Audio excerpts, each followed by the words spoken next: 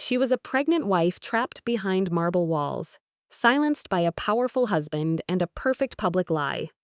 But when Evelyn Cross finally whispered, "He is lying," an empire began to crack. This story reminds us, silence protects pain, but truth can set a life free. Support our channel with 1 like and 1 share so we can keep telling stories that heal. Thanks for watching. Evelyn Cross leaned against the marble sink in her Park Avenue penthouse. One hand rested on her pregnant belly. The other gripped the cold stone for balance. At 32, she felt older than, the city lights glowing through the glass. Her bones ached with a fatigue that went deeper than exhaustion. Manhattan stretched out behind her, a grid of gold and steel that promised everything to the elite. Tonight, her husband would stand under the Plaza Hotel chandeliers, preaching about ethics and family values, and Evelyn would play her part, smiling perfectly by his side, just like always. On the bed lay a navy gown, chosen by Vanessa Cole from Julian's team. Soft colors, Vanessa had insisted. The public prefers submissive women. Evelyn hadn't fought back. Her phone buzzed. She reached for it, but Julian snatched it away. "Still checking messages?" he asked, his voice smooth and mocking. "It was just my brother," Evelyn whispered. Julian faced the phone down. "Your family makes you nervous," he said. "Anxiety is bad for the baby." He spoke with the cold authority of a man who owned the house, the accounts, and controlled every scrap of her silence. A black Mercedes waited downstairs. Julian adjusted his cuffs and checked his reflection. "Tonight is critical," he noted. "Investors are watching. One wrong move and people start asking questions." Evelyn nodded as usual. In the elevator, her phone buzzed again inside his coat pocket. Julian glanced at the screen, and Evelyn saw the name, Vanessa. A small smile touched his lips. "We will be late," he said. "We have things to settle when we get home." His tone made her stomach drop. A sharp twist of dread.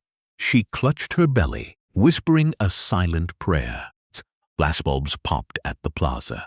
Julian transformed instantly, his arm tightening around her waist. "This is my wife," he told the reporters. "My strength." Evelyn flashed a practiced smile. But as they turned away, Julian leaned in close. His voice was a razor blade. "Tonight is the last time you embarrass me." The ride home was suffocating. Manhattan blurred into long streaks of light beyond the tinted glass. Julian sat beside her, scrolling through emails. He looked calm, polished, and completely detached from the threat he had whispered just moments ago. He seemed like a different man. Evelyn studied his reflection. His breathing was too steady, which scared her more than any outburst.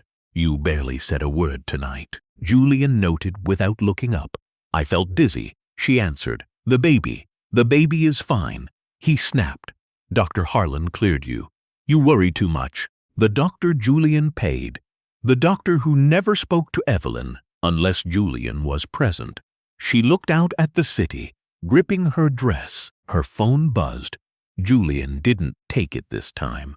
He just glanced at the screen and gave a faint, chilling smile. "Your brother again. You really should stop letting them panic you. They are my family," Evelyn whispered, barely audible. Julian finally looked at her. "I am your family now." The car pulled in the Park Avenue driveway. The doorman straightened instantly as the glass doors slid open for the boss. The elevator felt like a tomb. The music echoed, thin and hollow. Back in the penthouse, Julian set his watch on the table with calculated precision. Evelyn kicked off her heels, desperate for sleep, aching to escape the night. She just wanted the silence to take over. She wanted to disappear, but Julian poured a drink. "You embarrassed me," he said, swirling the glass. Evelyn turned around. "I said nothing wrong. You do not need to speak to embarrass me," he replied. "People see things. Your face, your posture, that look you get when you think you are invisible. I was just tired. Tired women do not get sympathy. Julian said coldly. They get replaced. The word hung there, heavy and sharp. Replaced. Evelyn felt a familiar terror. Are you seeing someone else? She asked, knowing the answer. Julian laughed. You are pregnant and hormonal. Stop imagining enemies. Vanessa is not imaginary. Julian set his drink down and walked toward her. He was slow, controlled, and methodical. Vanessa works for me, he said. She fixes problems. I used to be allowed to think, Evelyn replied, her voice trembling despite her best efforts. Julian's expression hardened. You are becoming a liability, he said. Liabilities must be managed. Evelyn took a step back, shielding her belly. Please, let us talk tomorrow. Julian checked the stairs, then stepped toward her. No, he said. We are talking right now. As he moved in, Evelyn's phone slid to the marble floor, lighting up with a call from Nathan. Above them, the hallway camera recorded everything before the screen flickered to black. The first thing that pierced the silence was the wail of a siren in the dark. By the time the ambulance door slammed, Evelyn was unconscious. Her hand was still curled over her stomach, a final, desperate instinct to protect her child. At the hospital, the chaos was bright and loud. Nurses rushed about, barking orders. Someone asked how far along she was. Someone asked for the father's name. Julian answered every question with a calm, practiced ease. His suit was crisp, his hands clean. She slipped, he said. She has been under a lot of stress. The lie hit the chart before anyone could blink. Julian paced the hallway and made a call. His tone was low and annoyed. Yes, an accident at home. Keep it quiet. Handle it. Vanessa Cole arrived within an hour, sharp and focused.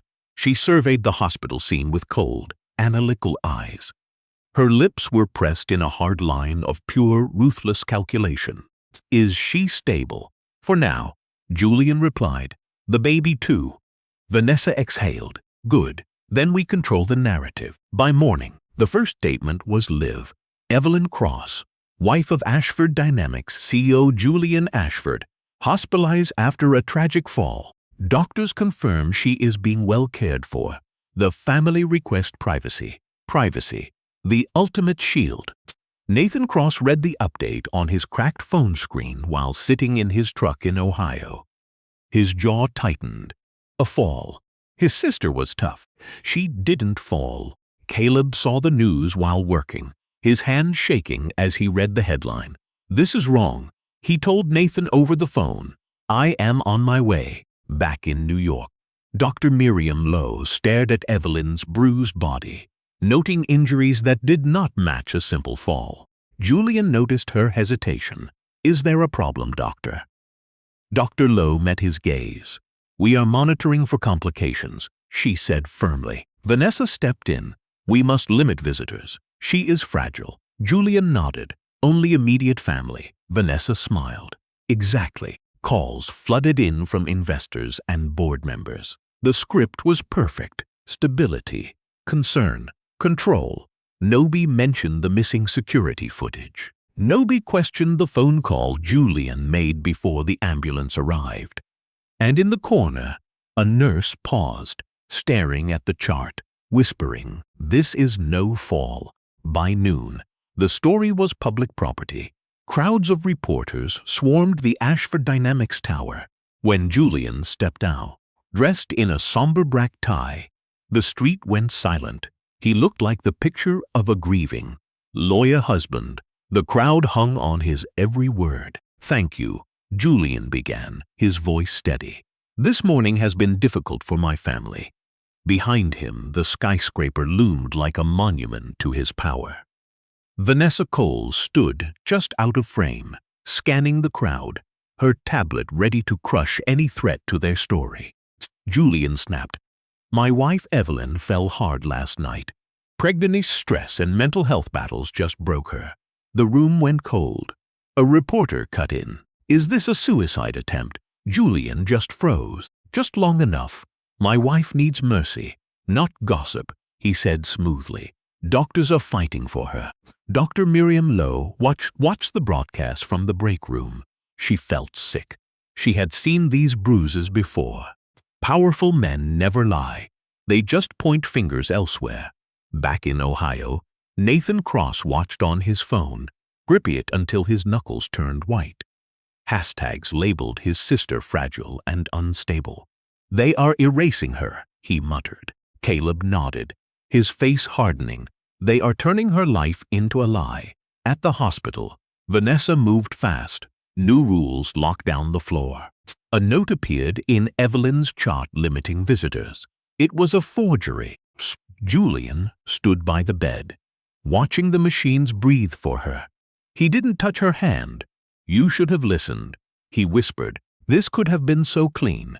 A nurse, Leela, lingered in the hall, feeling unsettled.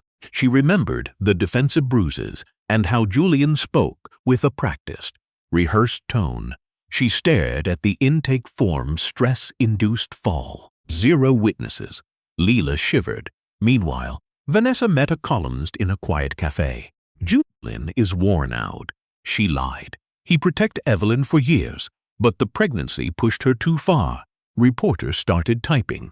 By sunset, the narrative was solid. That night, 2 men from Ohio arrived at the hospital. They didn't have fancy suits, but they brought the kind of truth no press release could bury. Nathan and Caleb Cross demanded to see their sister. The clerk shook her head. "Visiting hours are over." Nathan leaned in. "That is my blood. Someone is lying about her." In the room, Evelyn's monitor flickered. A hype shifted. Back at the penthouse, Vanessa checked her phone and turned pale. A text read, "We know the truth about the fall." Nathan hated hospitals, the sterile air, the way hope dies in the hallways. He planted his hands on the counter, keeping his voice steady while the clerk voided his gaze. "I get the policy," he said, "but she is my sister." The clerk checked the screen. "I am sorry. Mr. Ashford restricted her access." "Julian Ashford does not own her," Caleb snapped. He was shorter, quieter, wearing a jacket that smelled like old cars. He looked harmless, but his eyes were scanning everything: the cameras, the security, the rhythm of the floor. A guard shifted. Nervous, Nathan took a steady breath. "We are not here for trouble. We just need to see her." The clerk sighed and reached for the phone. "I will check." Minutes dragged. Caleb saw a headline pop up. "Wife of CEO battling mental crisis." Caleb showed Nathan. "They are killing her in plain sight." Vanessa Cole appeared down the hall, her heels clicking like a countdown. She saw them and smoothed her face into a mask of concern. "You must be the brothers," she said. "Julian warned me you might come." Nathan didn't blink. "Then he knows we are here." Vanessa smiled. "He is under immense stress. Evelyn needs stability. She needs family." Caleb shot back. "Family is complicated," Vanessa countered, eyes darting to Caleb's phone. Nathan stepped forward. "Stop talking about her like she is a problem." Vanessa's smile faded. "I am talking about facts." The nurse finally arrived. "You have 5 minutes." No phones, no recording. Vanessa turned sharply. The nurse met her eyes. "It is now." Upstairs, Evelyn lay pale, trapped in a web of wires. Nathan stopped at the door, his heart breaking. She had been fading away for years. Caleb moved closer. "Hey, Ev, we are here." Nathan looked at the bruising. It was wrong, too symmetrical. "This was not a fall," he whispered. Dr. Miriam Lowe walked in. "He cannot talk," she said, "but your questions are justified." Vanessa stood in the hall, her thumbs flying across her phone. "They are inside," she typed. "Move faster." In security, a junior tech stared at a frozen screen, sweating. The footage from last night had a 9-minute gap. He gripped a hidden flash drive. In the room, Evelyn's hand twitched. The heart monitor beeped. Vanessa received another text. Her blood ran cold. The footage was not deleted. The tech, Aaron Blake, was invisible until this morning. He sat alone, staring at the timestamp 11:42 p.m. That was the moment the hallway camera should have seen everything. Instead, there was just black, a 9-minute void. Aaron wiped his palms. They called it a system glitch, but he knew the truth. Powerful men called orders maintenance. But the brothers were here now. The woman in the bed didn't look like she had tripped on a stair. Aaron grabbed his flash drive. His father taught him never to erase his own path to justice. Nathan and Caleb stood with the doctor. Miriam Lowe kept her voice low. Injuries tell stories, and the official report is a lie. Caleb nodded. Who controls the cameras? The doctor hesitated. Security. But the orders come from the top. Nathan's jaw tightened. Vanessa paced near the elevators, hissed into her phone, find out who let them in. She turned and locked eyes with Caleb. You look exhausted, Vanessa said. This city is tough, Caleb grinned. I was thinking the same about you. Her phone buzzed. A message. Security backup exists. Not deleted, she panicked. Who has it? No reply. Leela the nurse checked the monitor. She is responding, she whispered. Nathan leaned to his sister. Ev, it is Nate. We are here. Her fingers moved. There was no doubt left. Aaron stood up, heart pounding. He had the flash drive. He knew the risk. Whistleblowers were easy targets. But the truth was heavier than the risk. He walked in the hall and hit a wall of cold air. Vanessa. She looked at him. Curious. You work security? She asked. We need to see the footage. Aaron met her cold gaze. I was about to ask you the same thing, he replied. Above them, the truth sat on a small plastic drive. For the first time, Julian Ashford's perfect empire began to crack. Aaron Blake skipped the security office. He bolted down the corridor and into a stairwell reeking of dust. His heart pounded against his ribs like a drum. Every step echoed. Every shadow looked like Vanessa Cole coming to trap him again. The drive in his pocket felt heavy, like a lead weight. 3 floors up, Nathan watched Evelyn, counting her breaths. In. Ow. The machine chirped, but his nerves were shot. Caleb paced near the window, his phone glued to his ear. I do not care what it costs, he whispered. Find a lawyer in New York who handles corporate cover-ups. He hung up and looked at Dr. Lowe. If we prove this, does it change anything? The doctor paused. Proof matters, but who holds it matter more? Downstairs, Vanessa slipped into a private room and locked the door. She called Julian. They know, she said. The brothers are inside. The footage is gone. Julian stayed silent. Who? I am not sure, Vanessa replied. We need to move now. Julian's voice turned ice cold. Find it. Make sure that evidence never leaves the building. Vanessa hung up and stared at her reflection. This was manageable. People panicked. She fixed it. She did not notice the tiny red light blinking above the TV. Back in the stairwell, Aaron leaned against the well, catching his breath. He opened a long, dormant chat with his sister, a public defender. I have evidence. Big names involved. He typed.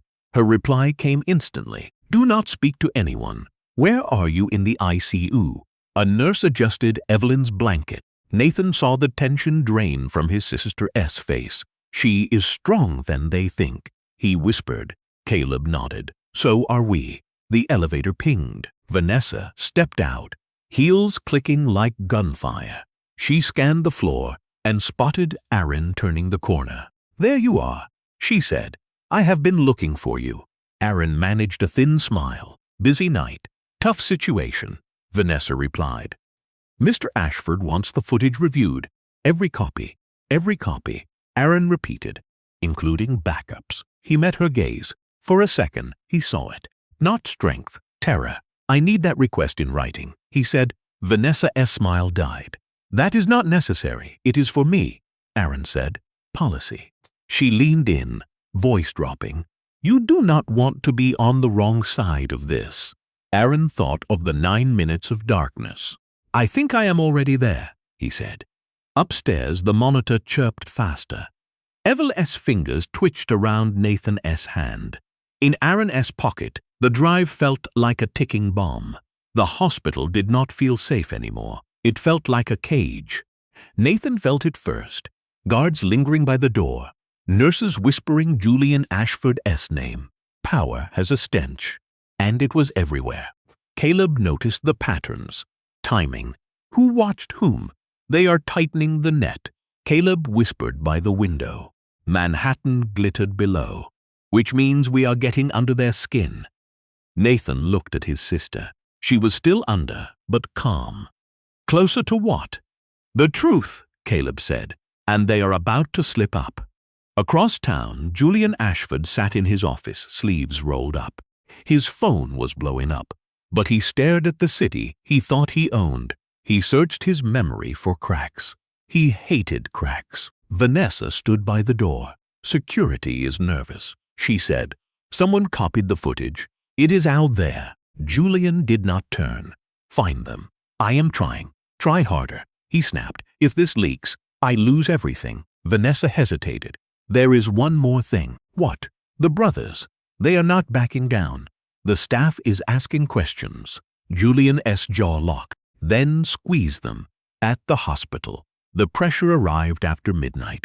An administrator cornered Nathan and Caleb. His tone was fake, polite, dangerous. We have concerns about disruptions, he said. We may need to limit visitation. Nathan stood up. Are you kicking us out? No, the man said. Not yet. Cooperation would help. Caleb smirked. Cooperation with who? The man stayed silent. Caleb's phone buzzed. Unknown number. I have the footage. They are coming. His pulse spiked. Before he could reply, Vanessa appeared with a guard. Private security? She stopped, eyes narrowing at Caleb's phone. Problem? She asked. Just family stuff, Caleb said, pocketing the device. Vanessa stepped closer. You have been very busy for someone who wants peace. Caleb lowered his voice. Funny thing about peace. It usually follows the truth. Vanessa's face went blank. In the stairwell, Aaron listened to his sister. Listen, she said. Do not give that drive to anyone in the building, especially not the administration. They are sniffing around, Aaron whispered. I know, she said. Get out of there now. Upstairs. Evelyn's monitor spiked. Nathan jumped. A nurse rushed in with Dr. Lowe. She is responding to voices, the doctor said. Talk to her. Nathan leaned in. Ev, he pleaded. Squeeze my hand. For a hyped. Nothing then. Her fingers tightened in the hall. Vanessa's phone buzzed. She read the text and turned ghost. White. Aaron Blake has left the building. Vanessa looked up, eyes burning. Lock the doors. Now, because the truth was already out on the street. Julian Ashford was about to learn that money can buy many things, but it cannot buy back your freedom. By morning, the city was waking up to a storm. Caleb felt it first. Alerts and news clips stacked up on his screen. Unconfirmed footage contradicts Ashford's story. He exhaled. It is starting, he said. Nathan watched his sister.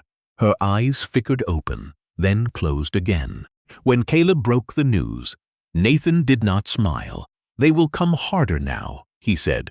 Cornered predators are the most dangerous. Across town, Julian slammed his desk. His screen was a nightmare of headlines, footage, witness, cover-up. Who leaked this? He roared. Vanessa stood by the window, her shell finally cracking. It is not the footage yet, she said. Just the rumors. Julian whirled around. Rumors kill empires faster than facts. He ignored his board members and dialed a different contact. Shut it down. He commanded, whatever it cost, at the hospital. Dr. Lowe met with an officer. She was steady, professional. She requested all records from Evelyn's admission be locked down. That one request set off sirens in the front office. Meanwhile, Aaron sat in a diner in Queens, his coffee cold. He watched the door, the drive taped under the table. His sister sat opposite, calm as ice. You did the right thing, she said. People like him do not lose, Aaron muttered. They delay, they bury. She leaned in. Not when the story slips the leash. Back at the hospital, Vanessa approached Caleb with a fake smile. "Take your sister and leave," she warned. "Before this gets ugly." Caleb looked at her. "It is already ugly. You just did not think anyone would live to tell." Vanessa's jaw tightened. "You think you are winning," she hissed. "You don't understand the cost." Before Caleb could respond, a nurse rushed by. "Dr. Lowe needs you," she said, frantic. Inside Evelyn's room, a TV played softly. Julian Ashford filled the screen, standing outside his office, jaw tight, eyes cold. "There has been misinformation," Julian lied. "My wife is ill, and I won't let opportunists exploit her." Evelyn's eyes snapped open. She watched him, the man, the screen, the lie. She turned toward Nathan, whispering, "He is lying." The room froze, miles away. A video file finished uploading. Nathan felt the shift in the air, the weight lifting, a sign his sister was finally fighting back. He leaned in, voice trembling. "Ev," he asked softly, "say it again." Evelyn swallowed hard. Her throat was dry, but her gaze was sharp, clearer than it had been in years. "He is lying," she repeated, firmer now. "About everything." Caleb stood by the door, fist clenched. For weeks, they had fought shadows, press releases, and fake smiles that hid poison blades. Finally, the truth had a voice. Dr. Miriam Lowe stepped forward, her professional mask slipping. "Evelyn," she said gently, "do you know where you are?" "In the hospital," Evelyn replied. "Because my husband hurt me." The words hit like thunder. Outside, a nurse stopped in her tracks. This wasn't a rumor. A patient, wide awake, was naming her abuser. Dr. Lowe straightened. "I am calling this in," she said, officially. Nathan reached for his sister's hand.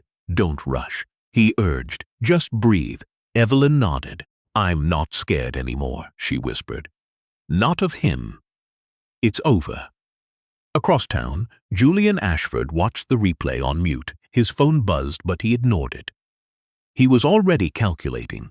Vanessa burst into his office without knocking. "The footage," she said, "it's public. Enough of it." "Anyway," Julian turned slowly. "Enough for what?" "For people to ask questions you cannot control," she replied. "And there is more. Evelyn is awake." Julian hardened. "That changes nothing. It changes everything." Vanessa snapped. "If she talks, she won't." Julian said coldly. "She is unstable. That is the story." Vanessa stared, doubt finally creeping in. For the first time, she wondered if she had backed the wrong man. At the hospital, a police officer stood guard, whispering into his radio. The administrator returned, no longer polite. "We need a formal statement." "You will get one," Dr. Lowe replied, "when she is ready." Evelyn squeezed Nathan's hand. Remember," she said suddenly, "the stairs." "What he said." Caleb stepped closer. "What did he say?" Evelyn took a breath. Each inhale was a battle. "He said the baby made me weak, that I was ruining him." Caleb closed his eyes. Outside, reporters sensed blood in the water. Phones were raised and shouting started, while deep in the city's network, the video file spread like wildfire. Evelyn Cross had survived. She had spoken, and the narrative was no longer Julian's to control. By morning, Manhattan felt different. Not angrier, just alert, like a city bracing for a collapse. News vans crowded the hospital curb. Satellite dishes pointed up like steel flowers. Reporters whispered into phones, hunting for confirmations. Nathan watched from the window. "They're circling," he said. "They should," Caleb replied. "For once, they aren't hunting us. Thanks for watching." Inside, Evelyn rested, exhausted but stable. Speaking had drained her, but she was anchored now. Dr. Miriam Lowe entered with a clipboard, her face showing no mercy.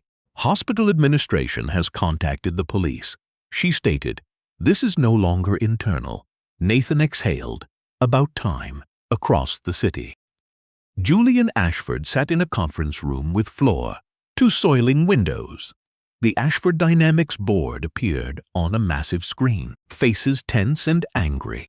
"This is becoming impossible," one board member said. "Our stock dropped 6% overnight." Julian kept his hands folded. "This is a private issue," he insisted. "I can contain it." Another voice cut in. "Can you?" Silence followed. Vanessa sat back, her tablet untouched. For the first time, she felt the ground shifting. At the hospital, 2 detectives arrived plainclothes. No drama. They spoke with Dr. Lowe, then with Nathan and Caleb, taking careful notes. "We need to speak with Mrs. Cross soon. She will talk," Nathan replied.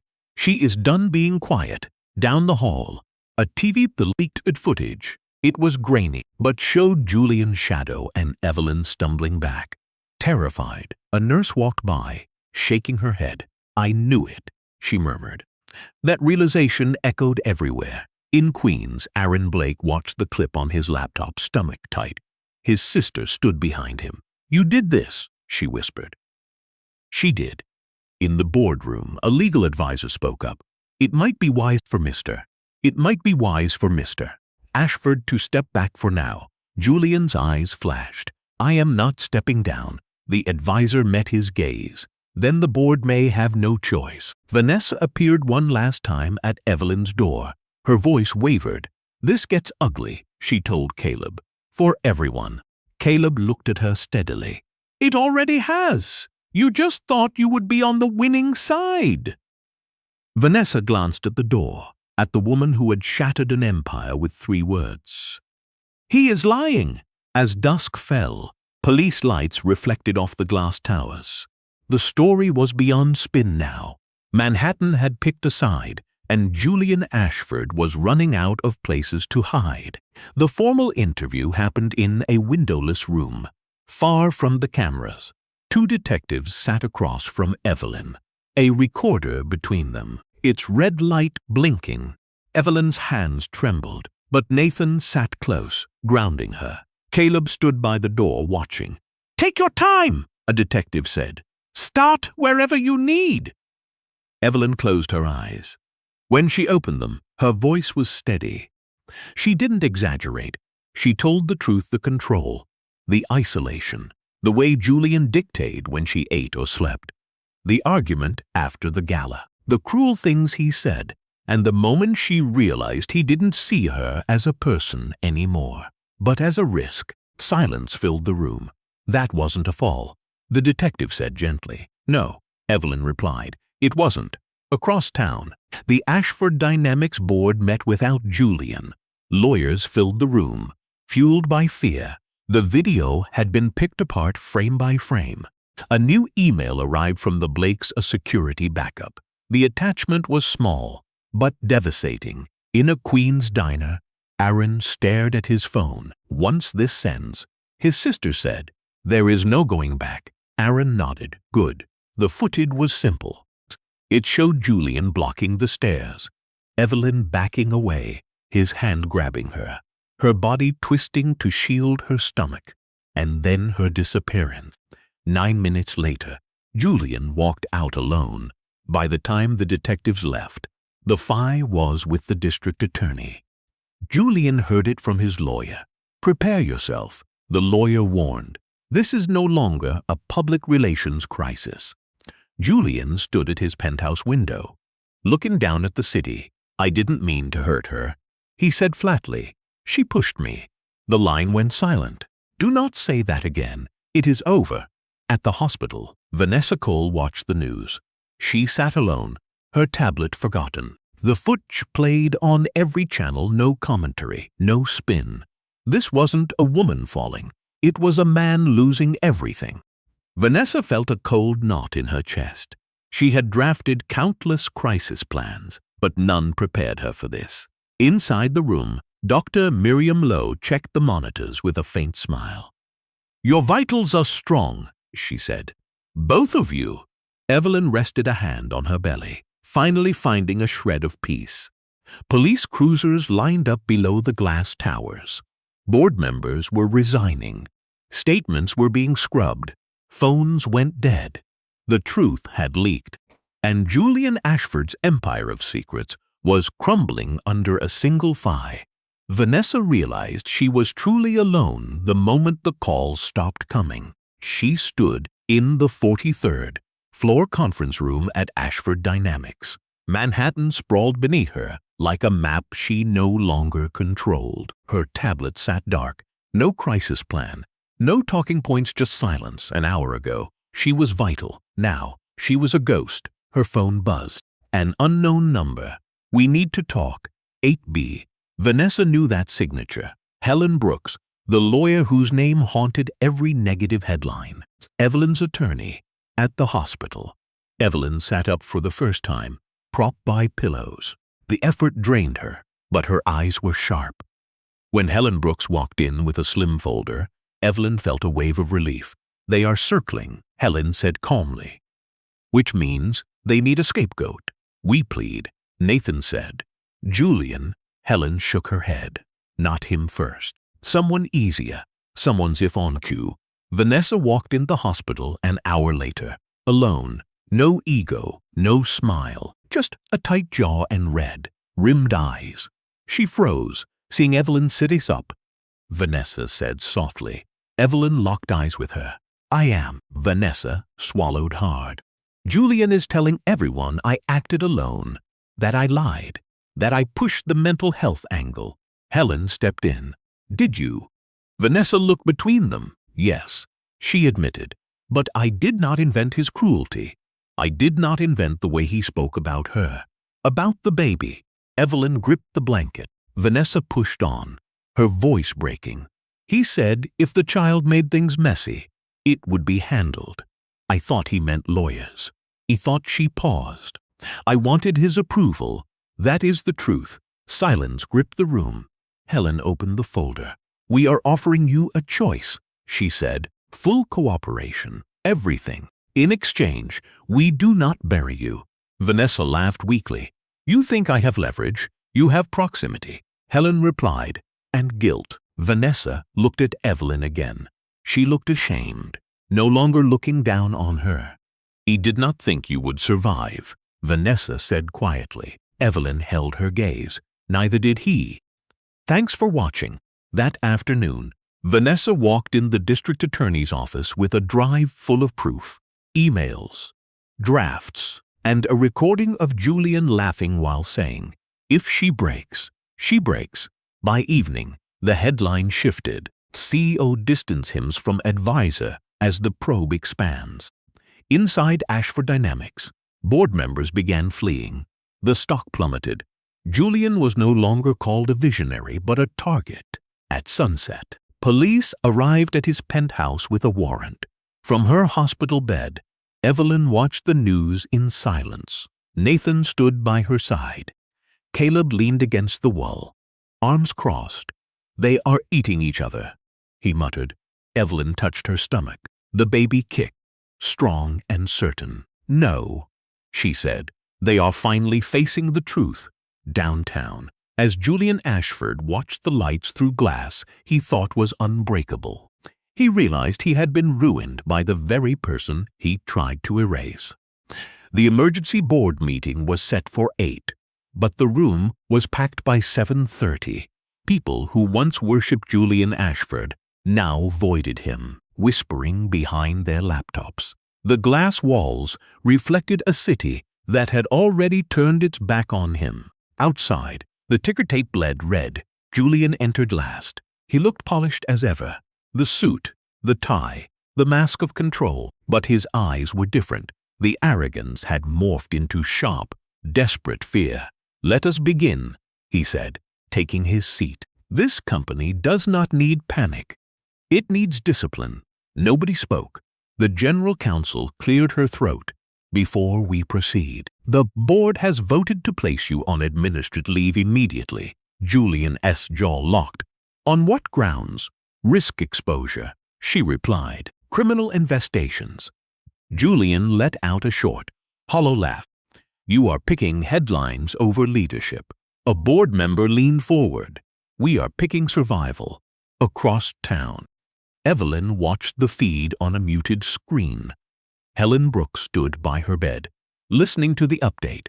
"They are cutting him loose," Helen said quietly. exactly as expected. Nathan shook his head. After everything, they just remove him?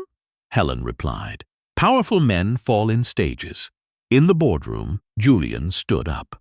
You are making a mistake. I built this company, and you are destroying it, another board member countered. Step away, Julian. Security appeared at the door. Not to arrest him, just to escort him out. As Julian passed the table, his phone buzzed. A text from Vanessa. I gave them everything. He stopped dead. The room blurred. Years of power, manipulation, and bought loyalties, all dismantled by the one person he thought he owned at the hospital. Vanessa sat in a small room with detectives. Her shoulders slumped as she signed her statement. Each stroke felt like cutting a cord she should have severed ages ago. I know he will blame me, she said. The detective nodded. He already has. Vanessa closed her eyes. Let him. That afternoon, Julian returned to his penthouse for the last time. The place was empty, his accounts frozen. The silence felt worse than any cell. He poured a drink with shaking hands. Across the city, Evelyn stood up, her legs weak but steady enough to reach the window. She looked at the streets, at the life moving on without him. He always said I was nothing without him, she said softly. Caleb stood nearby. Funny how quiet he is now.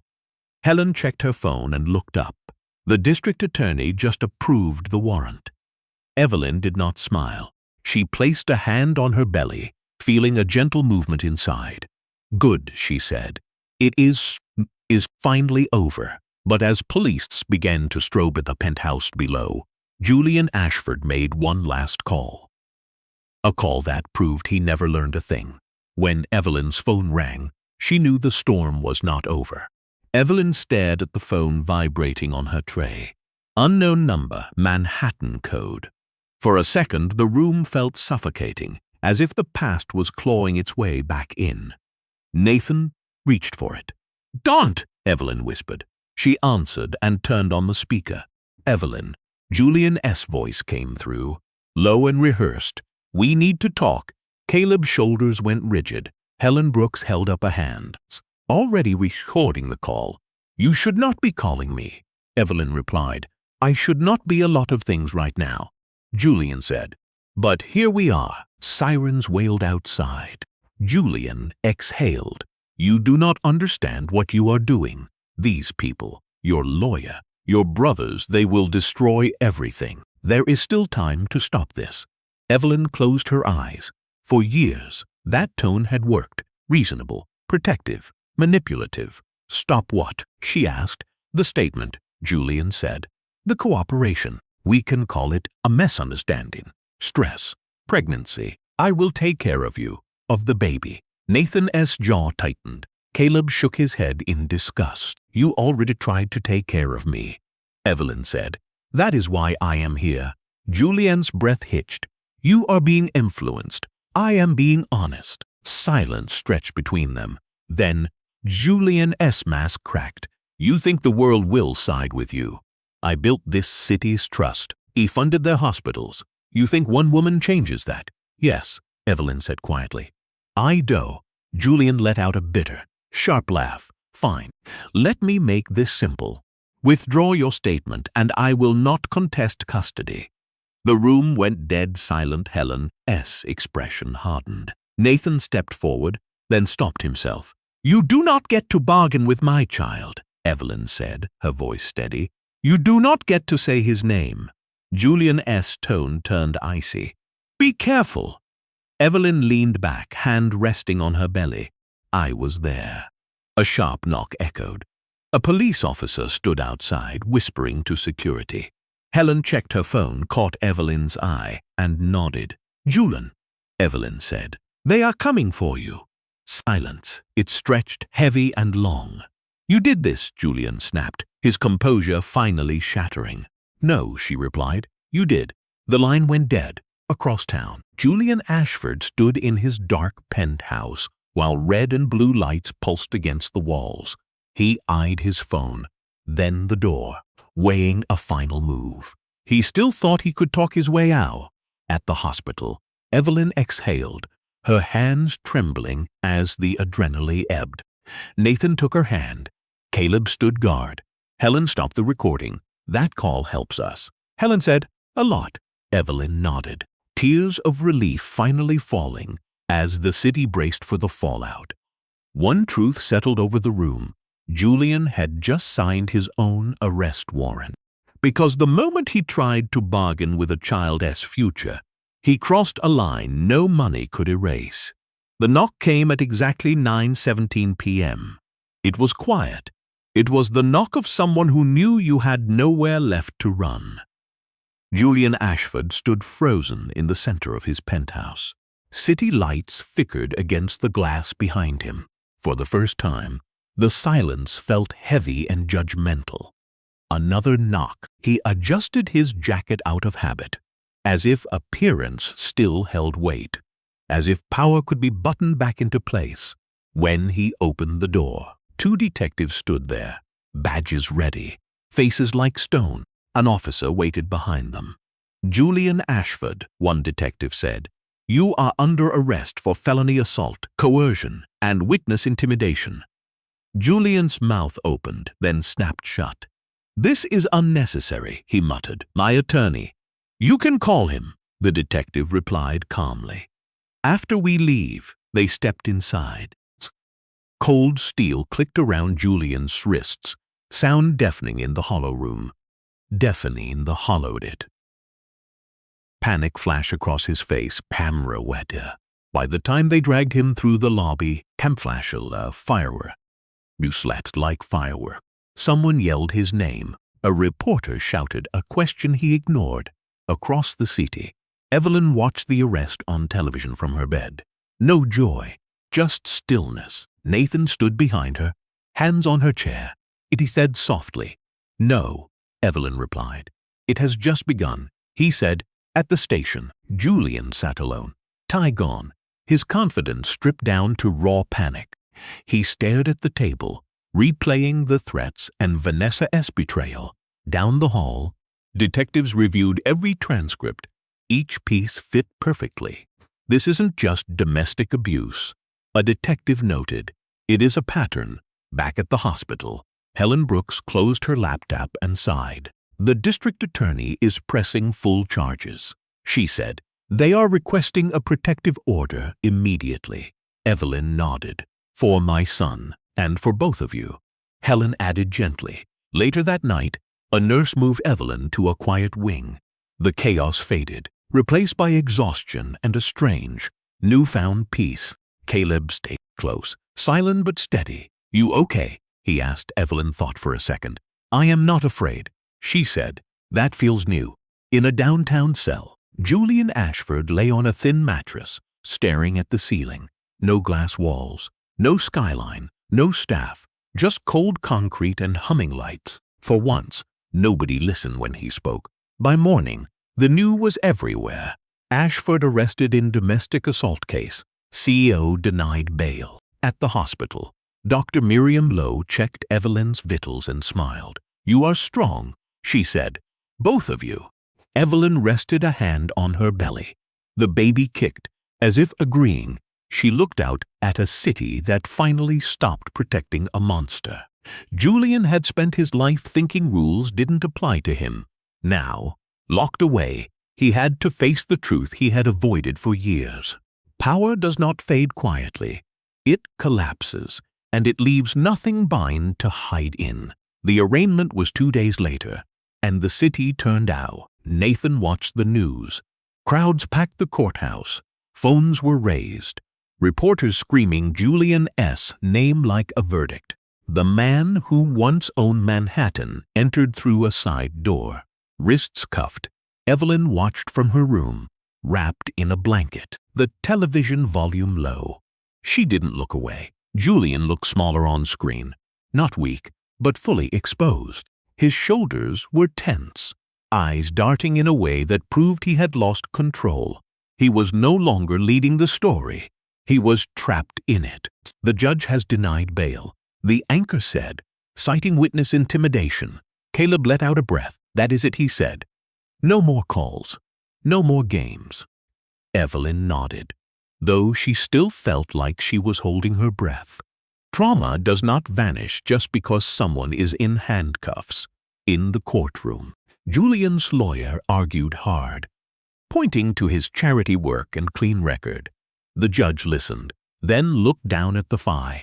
This court takes domestic violence seriously, the judge said, especially with video evidence. Julian didn't react, but fear flickered in his eyes, sharp and real.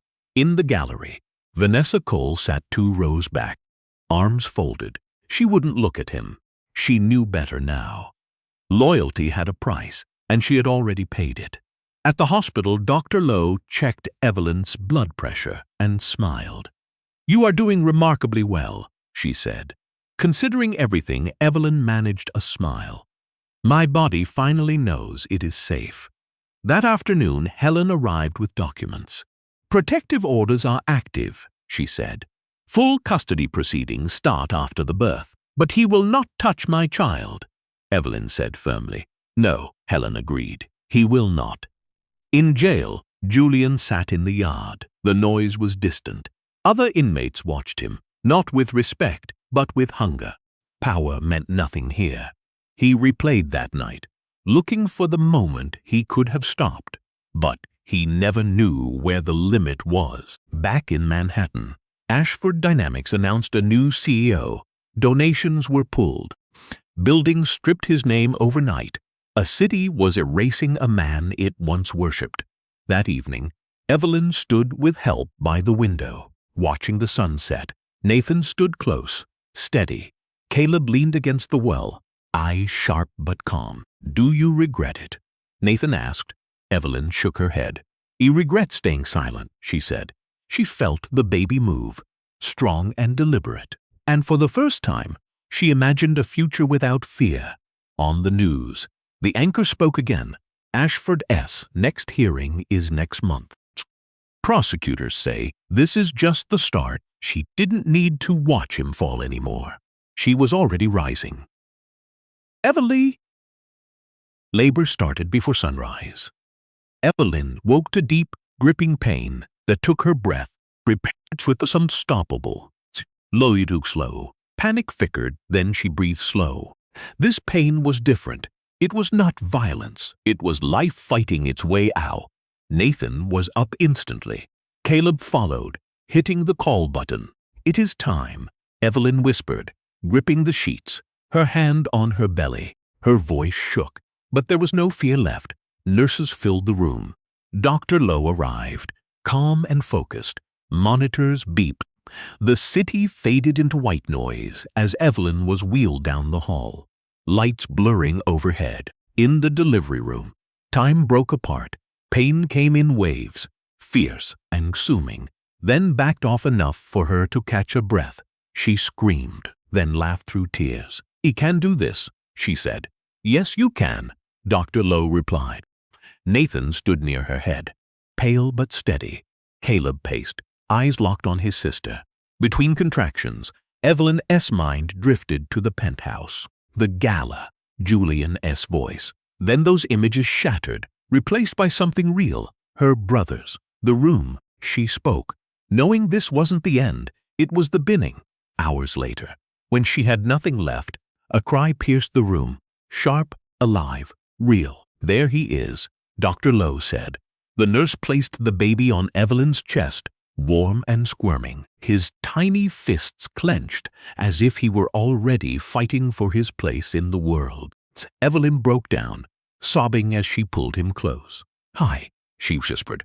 "I am your mom." Nathan turned away, wiped his eyes. Caleb took a shaky breath, finally letting go. Outside the hospital, the world kept spinning. Legal filings moved forward.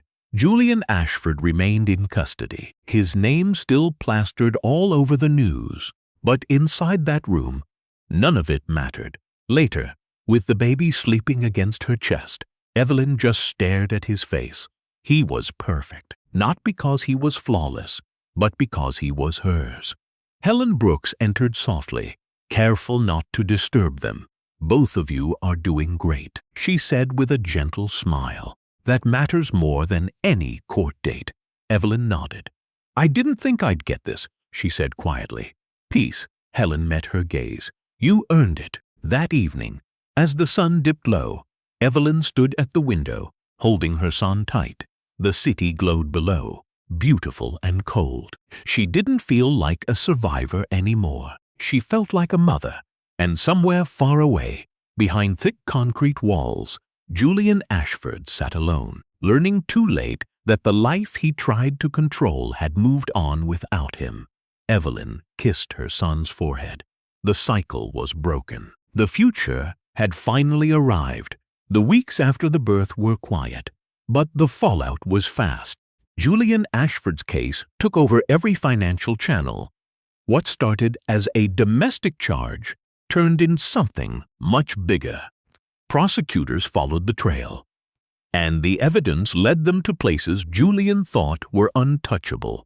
Altered records, bought silence, and money used to hide the truth. Every day brought a fresh headline. Former CEO facing more charges. Ashford Dynamics under federal review. Board members testifying. Evelyn read none of it. She spent her days in a small sunlit room, learning the rhythm of her son's breathing, memorizing the weight of him in her arms. The world outside felt distant, like a life she had already survived.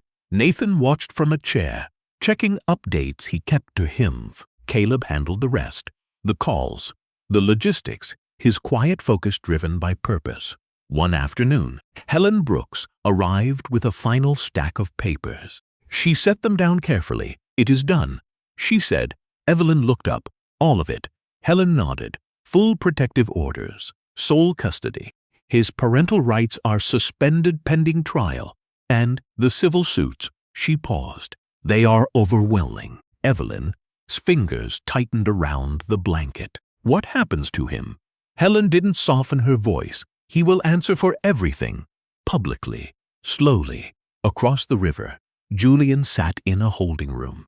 Dinner was served. His confidence was worn down by harsh lights and endless questioning. He watched the same video clips played over again, each one stripping away another excuse. No spin, just him. When the judge denied his last motion, Julian finally realized something. Consequences don't care who you used to be. At Ashford Dynamics, his name was scrubbed from everything. The buildings, the plaques, even the lobby wall. It stood blank now, like he had never existed. Vanessa Cole was banned from consulting for good. She hid from the spotlight, knowing public forgiveness wasn't for her. She had told the truth, yes, but only after helping cover it up. Back at the hospital, Evelyn signed the last form. She didn't rush. She didn't shake. That is it, Helen said softly. You are free. Evelyn leaned back and closed her eyes. It wasn't just relief. She realized freedom wasn't the absence of pain. It was the absence of fear.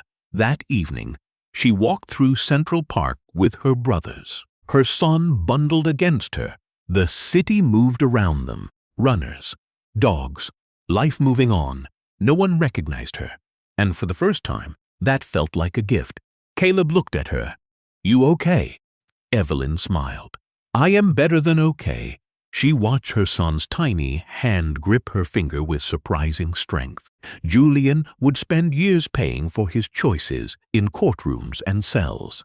But Evelyn's victory wasn't watching him fall. It was walking forward without ever looking back. The city noticed the truth.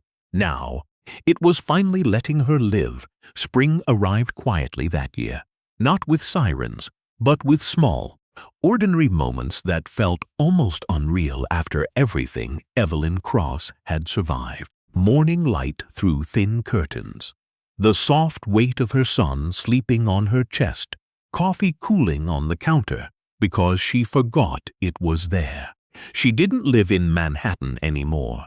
The apartment was modest, in a quiet neighborhood, far from the glass towers and the dark memories. The walls were empty. No art, no statements, just space to breathe. Nathan fixed the loose cabinet door Julian never bothered with. Caleb built the crib, muttering as he followed the confusing instructions. They argued, they laughed, they stayed. Evelyn watched them from the couch, cradling her son, and felt something finally settle in her heart. This was what safety felt like. The trial moved on without her. Helen handled everything, sending updates when needed, never pushing. Julian's name still hit the news, but now it was by words like sentence him and liability. The city that once protected him didn't look his way anymore. Evelyn didn't celebrate. She healed. While the baby slept, she read real books, not self-help guides on how to be easier to manage. She read stories about women who lost everything and found their own way back. She underlined sentences that felt like truths she had always known but never dared to speak. One evening, as the sun painted the room gold, Evelyn rocked her son gently. He looked up at her, eyes curious and trusting. "I won't lie to you," she whispered. "I won't make you smaller just to keep my safe." He yawned, and Evelyn laughed. Later that week, she met someone new. Not a savior, just a neighbor, kind and awkward, who helped with her groceries when she struggled with the stroller. He didn't ask questions. He didn't know who she was. He didn't need to. They talked about the weather and being tired, and for once, that was enough. Months later, the final verdict came down. Guilty on all counts. Sentencing was scheduled. Appeals were denied. Helen called personally. "It is over," she said. Evelyn closed her eyes in gratitude. That night, she held her son and cried, not from pain, but from release, knowing the cycle ended with her. Julian Ashford lost his freedom and the name he used to control everyone. He would spend years answering for his actions. Far from the world that once cheered him on, Evelyn gained something much rarer. She gained her own voice. She gained her family. She gained mornings without fear and nights without dread. As her son grew, learning her face and her laugh, she understood the truth no court could ever deliver. Justice wasn't watching a powerful man fall. Justice was standing in a quiet room holding the life you protected, knowing you were finally free. This story has come to an end. If you are still here, maybe something touched your heart. Stories like this don't stay on the screen. They follow us into our own lives, into the moments when we feel trapped or afraid to speak up. This story reminds us of something simple. Silence protects pain, not peace. Real strength isn't about control or money. It is found in the truth and standing up even when your voice shakes. The philosopher Marcus Aurelius once wrote, "You have power over your mind, not outside events. Realize this, and you will find strength." Healing begins when we stop trying to survive who we were forced to be and start honoring who we truly are. Another truth says, what stands in the way becomes the way. Pain doesn't disappear by pretending it didn't happen. It becomes the path that teaches us boundaries and compassion. Like Evelyn, we don't heal by seeking revenge. We heal by reclaiming our lives. If this story moved you, if it reminded you that you are not alone, please like this video, share it, and subscribe. Your support helps us keep telling stories that heal, awaken, and remind us all of our true worth.